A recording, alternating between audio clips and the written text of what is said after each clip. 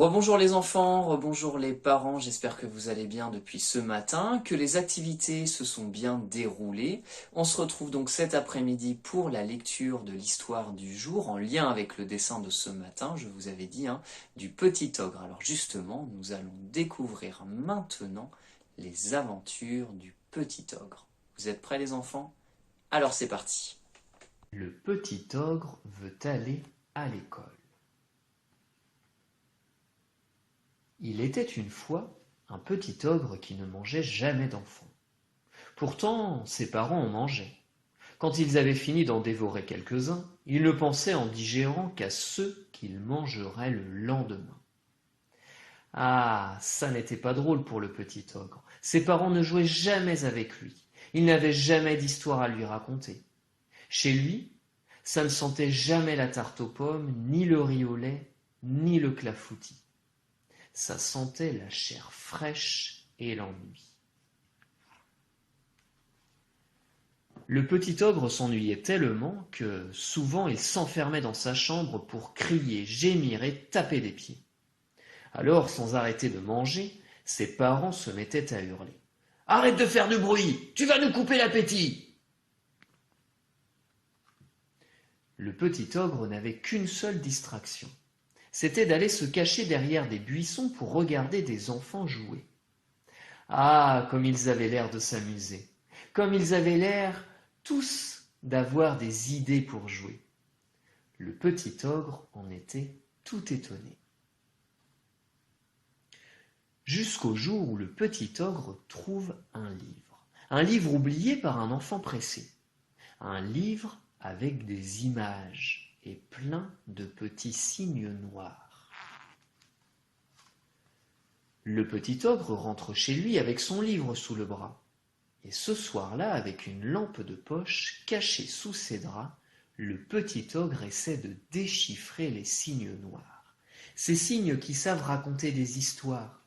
Il essaye, mais les petits signes se taisent. Les petits signes se taisent tant et si bien que le lendemain, le petit ogre est décidé. Il annonce à ses parents au petit déjeuner. « Je veux aller à l'école pour apprendre à lire. » Son papa marmonne. « Arrête tes bêtises et mange, allez, mange donc !» Sa maman bougonne. « Arrête de faire ton malin et mange, allez, mange donc !» Mais le petit ogre refuse de manger. Il refuse tant et si bien que le lendemain, son père l'accompagne à l'école et dit à la maîtresse « Apprenez à lire à cet imbécile, ou je vous dévore tous !» Le petit ogre n'est pas très fier de cette entrée en matière, mais il va s'asseoir au fond de la classe et il essaye de bien travailler. Le petit ogre travaille tant et si bien que bientôt il sait lire des mots, puis des lignes, puis des livres entiers. Ses parents sont bien étonnés de ne plus le voir s'ennuyer, de ne plus l'entendre crier, gémir et taper des pieds. Ils sont tellement étonnés qu'un soir ils arrêtent de manger pour écouter à la porte de sa chambre. Le petit ogre lit une histoire à haute voix. Ses parents l'écoutent sans faire de bruit, jusqu'à ce que l'histoire soit finie. Et alors, tout à coup, ils applaudissent. Ils applaudissent tant et si bien que le petit ogre sort tout surpris. « Une autre !» réclame maman ogre. « Encore, encore !» supplie papa ogre. Alors le petit ogre lit une deuxième puis une troisième histoire. Mais à la fin de la quatrième, il se lève en disant « Je suis fatigué, il est tard, je vous en lirai d'autres demain soir. » Les soirs suivants, le petit ogre n'a pas le temps de poser son cartable que ses parents le tirent par la manche pour qu'il leur lise d'autres histoires. Et tous ensemble, ils rient, ils pleurent, parfois même, ils ont peur. Un soir, le petit ogre en profite pour leur lire un livre de cuisine très appétissant, dans lequel on ne cuit pas d'enfants. Depuis ce soir-là, quand le petit ogre rentre de l'école, chez lui, ça sent bon la tarte aux pommes, le riz au lait et parfois même le clafoutis. Ah, enfin, le petit ogre se régale.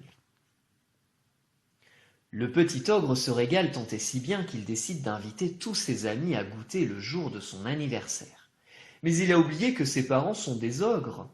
Et au moment d'ouvrir la porte, soudain, il s'en souvient. Antoine Jarousse, Augustin Leroy, Adrien Simon, Paul Géry. Ils sont tous là, ses copains chéris. Et le petit ogre a peur tout à coup de les voir attirés dans la gueule du loup. Mais pendant tout l'après-midi, les enfants s'amusent comme des fous, et tout le monde danse, et tout le monde rit, et tout le monde joue. À tour de rôle, chacun de ses amis s'approche du petit ogre et lui dit « Qu'est-ce qu'ils sont gentils, tes parents !» Et en effet, les parents ogres sont charmants. Ils ne montrent leurs grandes dents qu'en riant. Ce soir-là, quand tout le monde est parti, les parents du petit ogre lui disent « Ils sont trop mignons, ces petits. Tu peux les ramener quand tu veux, on ne leur fera jamais de mal à eux. Mais on ne veut pas voir d'autres enfants ici. Quand on les connaît, ça nous coupe l'appétit. C'est promis ?» Le petit ogre fait semblant de promettre, mais il se jure bien dans sa tête d'inviter tous les enfants de la terre à tour de rôle à ses anniversaires. Fin de la petite histoire.